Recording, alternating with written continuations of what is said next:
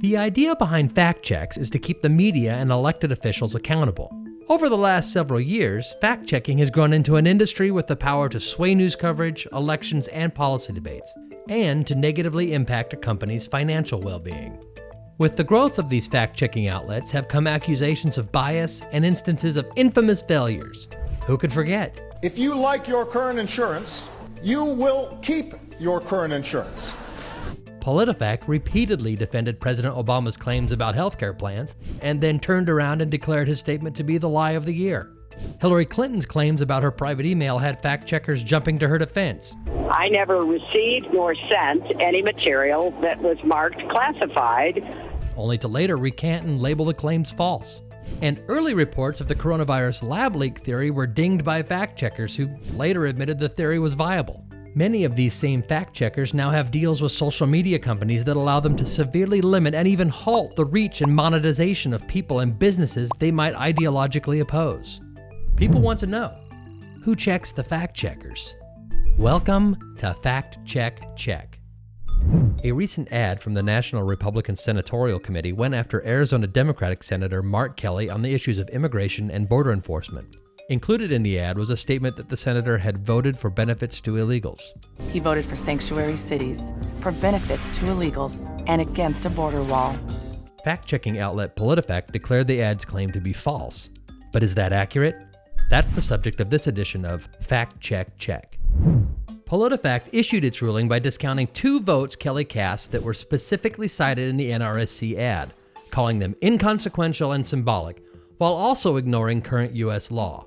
The first was Kelly's vote that stripped a provision from the budget that was designed to prohibit bills that would give stimulus checks to illegal aliens. The second was Kelly's vote to kill an amendment by Texas Republican Senator Ted Cruz to the 2021 COVID stimulus bill.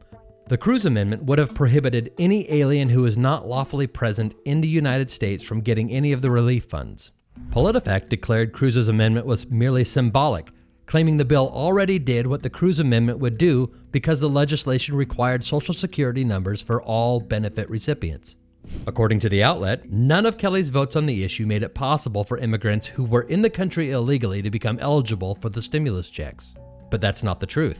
There are millions of immigrants who have overstayed their visas, meaning they are in country illegally and have valid Social Security numbers that were assigned when they worked in the U.S. Those Social Security numbers will never be voided or rescinded and made it possible for undocumented aliens to obtain stimulus checks, a fact PolitiFact chose to ignore. The Congressional Research Service has published multiple reports documenting that illegal aliens have been able to use their valid Social Security numbers to claim refundable tax credits and COVID stimulus checks. Other fact-checkers have been honest about this issue. CNN published a fact check on the topic more than a year ago, saying it was true that undocumented immigrants would get stimulus checks as they had before. And Newsweek actually changed its ruling on the Cruz amendment from mostly false to true once it was forced to admit that visa overstayers are, in fact, in the country illegally and that millions of them would receive benefits.